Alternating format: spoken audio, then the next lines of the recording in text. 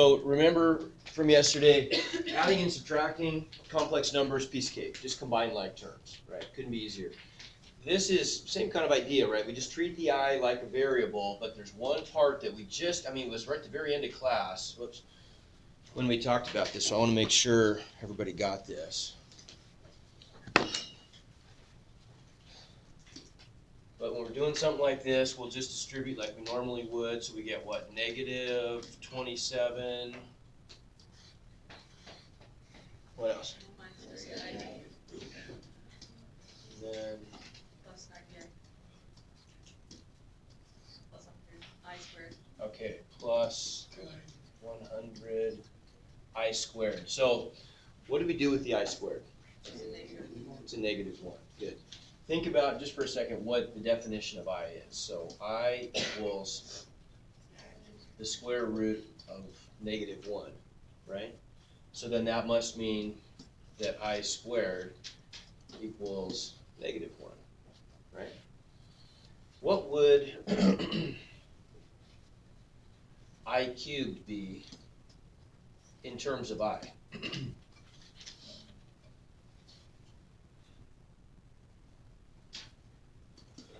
So in terms of I is just I, right? What's I cubed going to be? Negative I, good, because it's going to be, I cubed is going to be the same thing as I squared times I, right? Everybody see that? So that's negative I. What's I to the fourth? What's it going to be? 1, good. Same thing as saying I squared, right? Now I want you to notice something here. So what happens when we move down to I to the 5th? It goes back to I. Yeah, it goes back to I. It's just going to keep cycling, isn't it? Right? Everybody see that? Because if I to the 5th, we could just write as I to the 4th times I, right? And I to the 4th is just 1. Everybody see that? So then it's really, this is just like starting over the whole cycle again, right? And I to the 6th would be the same as I to the 4th, which is 1, times I squared. So it's the same as I squared, right? So what is, see if you can tell me, what is I to the 97th? You can tell me.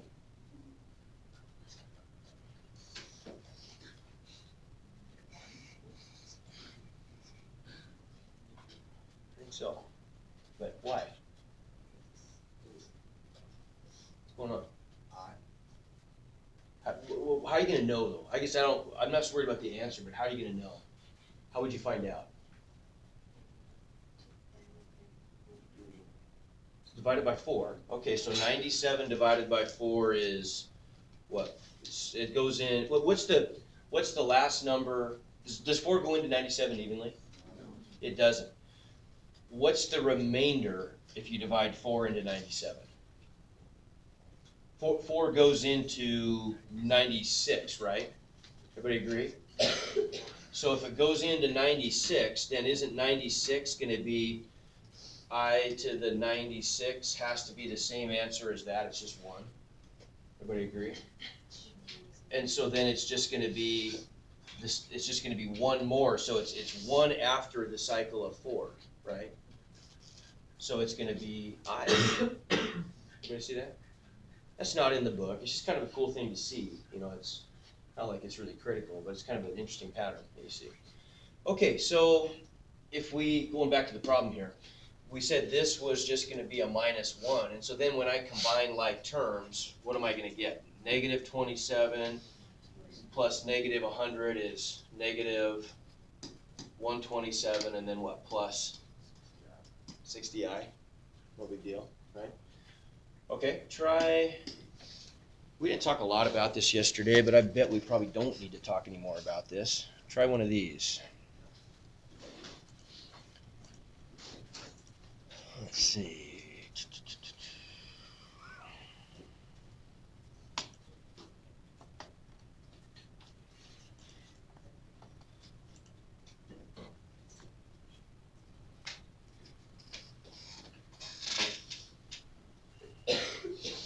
Which which one of those is equivalent to, in the complex plane, which one's equivalent to the complex number -8 plus 6i? Which one is it? It's h, isn't it? Yeah. H, because remember how we do this, right? In the complex plane, we just say that this is the imaginary axis, so this is where really all we're doing is we're graphing B, right?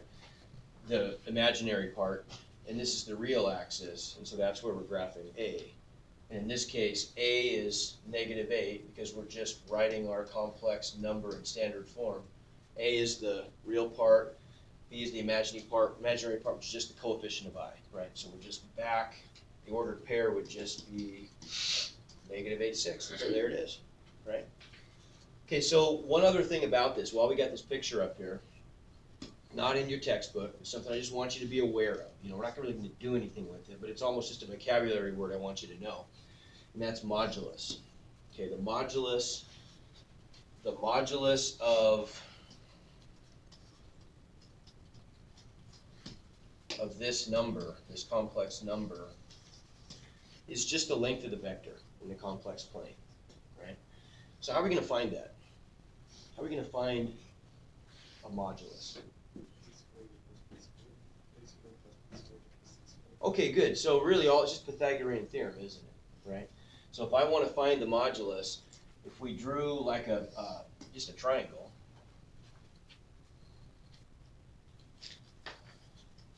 this would be A, and that's B, and the modulus represents the length of the vector, right? So wouldn't it just be the square root of A squared plus B squared? Right? That's it. That's the definition of modulus.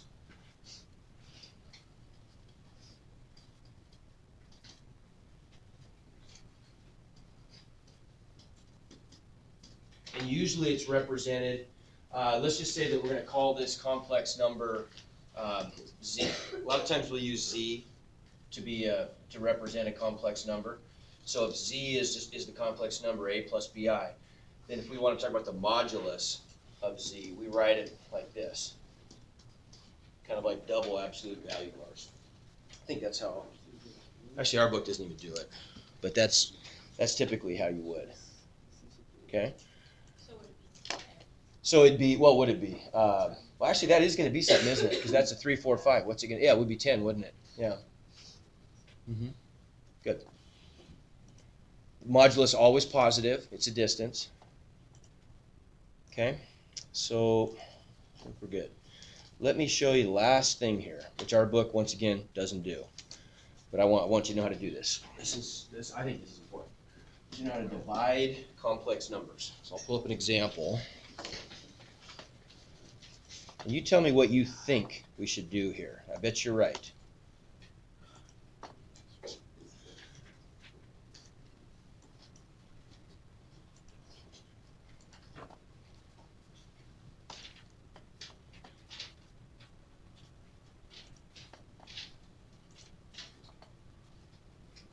I don't like that one.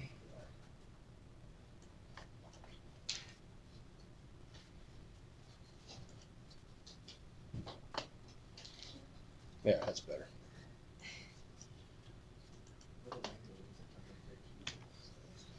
Okay, so let's try this one. Now you don't know how to do it yet, but just tell me what you think maybe you want to do here.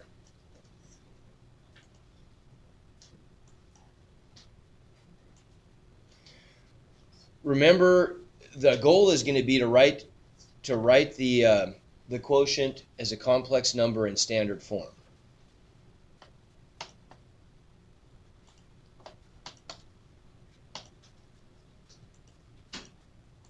Okay, so that means we've got to get this thing to look like, make it a little bigger. So we've got to get this thing to look, what is standard form for a complex number? Yeah, okay, so we've got to make it look like A plus BI.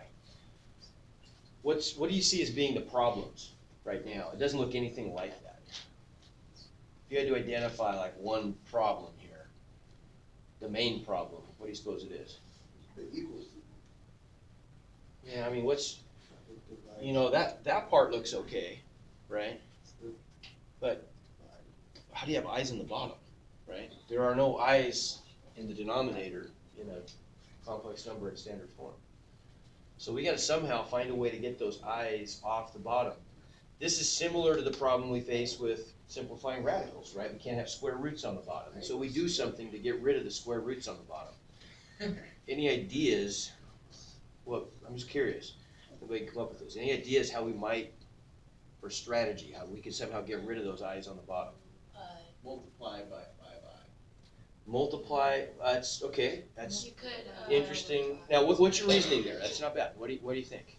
It's not gonna work, but you're on the right path. What are you thinking though? What are you trying to do?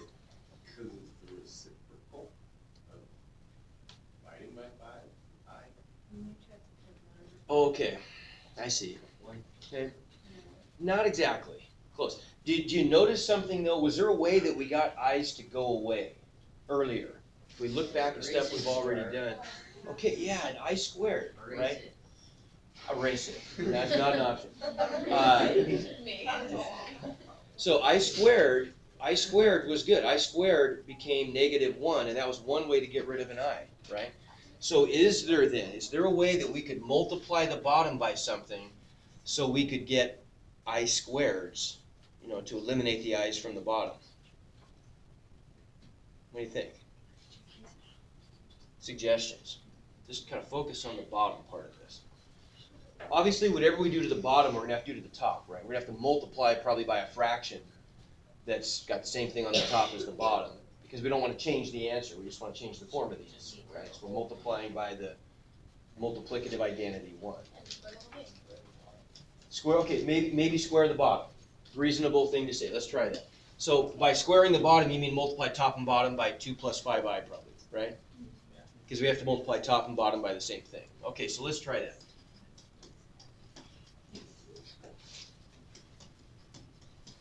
So multiply by 2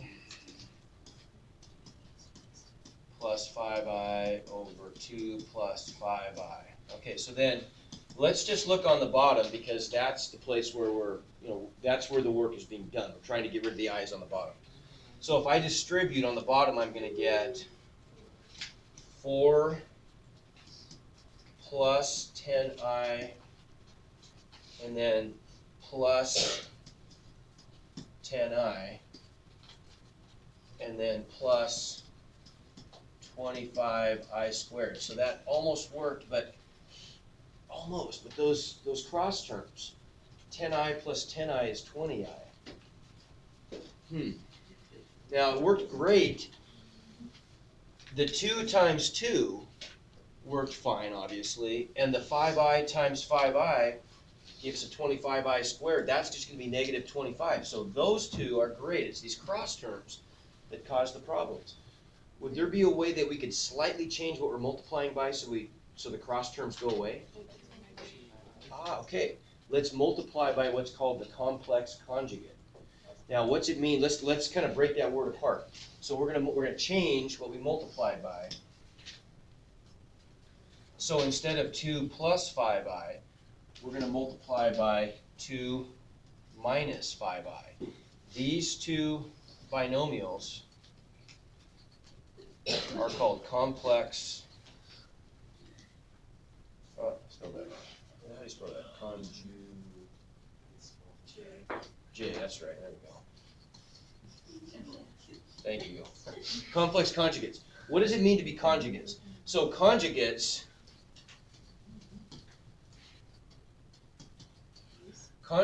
are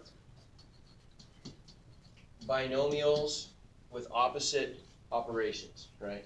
So anything in the form a plus b and a minus b, those are what we call conjugates, right?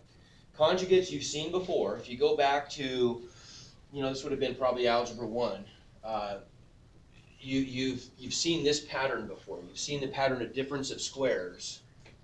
Remember this? A squared minus b squared equals a plus b times a minus b, right? So a difference of squares always factors into conjugate factors, right? Okay, so you've seen that before. What makes them complex? Well, they got complex numbers. They got an I in them, right? So these are just regular conjugates, only one of the terms has an I. right? So they're just complex numbers in standard form that take the conjugate pattern, right? What happens when we do that? What does that do to our cross terms? Now we get 2 plus 2 is, or 2 times 2 is 4, 2 times negative 5i, what's that do to the sign of the first cross term? Yeah, look at that, it makes it negative. Whoops, makes it negative, right? And so those cross terms cancel out. Okay, that's good. They cancel, and so then we end up with 4 plus 25i squared is just negative 1. So what is that? 4 minus 25 is, yeah, we just get negative 21 on the bottom, right?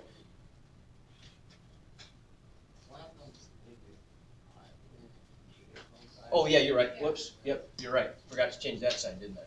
So this becomes, thank you. So this one becomes, because we get a difference of squares, don't we? Right? We get 5i times negative 5i is minus 25i squared. And now the negative 1 cancels the minus, right? And we actually end up getting 4 plus 25 on the bottom, right?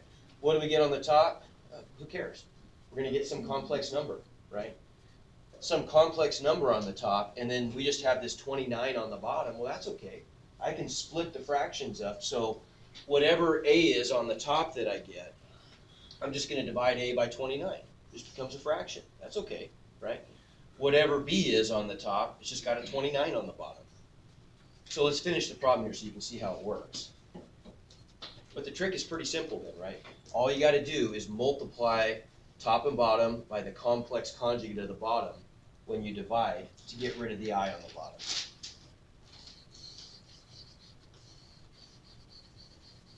So what do we get on the top if we distribute the first over the second? So 6 minus 15i plus 10i minus 25i squared, right? And so what's all this equal then? On the top, let's see, we get, this term is just going to be, that's a minus 1. So what I always do when I'm doing my work on these is I just cross out the I squared and change the sign, right? See how that works?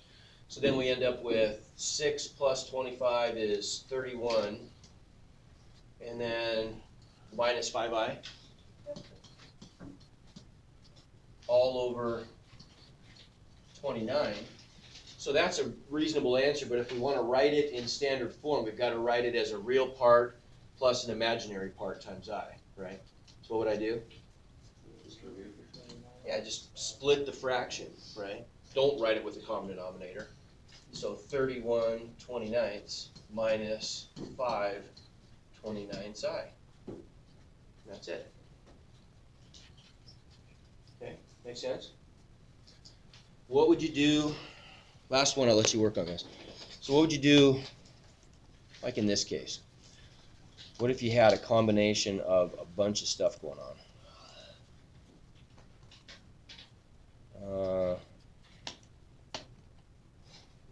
Try one of these.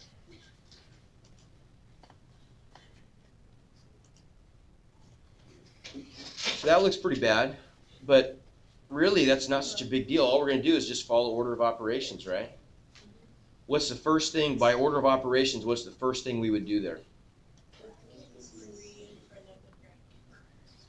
Well, I mean, you could, but if we're going to follow order of operations, really we could. Oh, never mind, defeats the exponents. Well, what order of operations dictate that we do first? Yeah, if we're simplifying, we're just going top down, right? So first thing is just going to be parentheses. So inside parentheses, well, there's a set of parentheses. I mean, we have parentheses in here, but those parentheses really are just coarsening off the individual complex numbers. I can't combine, that's a complex number. I have an I term and a non-I term. I can't combine those, right? But inside the brackets, I could add up those complex numbers, right? Does that make sense? So there's first step. And then after I've done that, what's next? Exponents. So whatever I get inside the brackets after I simplify, what's it mean to square it? Multiply it by itself, right? Okay. I would square it the very same way I would square something like x plus 3, right? Remember, we just treat the I as a variable, just like we normally would, keeping in mind that if I get I squared, I just convert it to -1, right? So we square it out next. That's just going to give us some complex number, right? Then what? Okay, multiply. I could distribute the 3 through and get some other complex number. And then I've also got to multiply by this one, I guess, right? So I just follow the normal steps I would with order of operations. And every time I perform a step here, I'm just creating a new complex number, right? Make sense? Okay, we're good. Let's go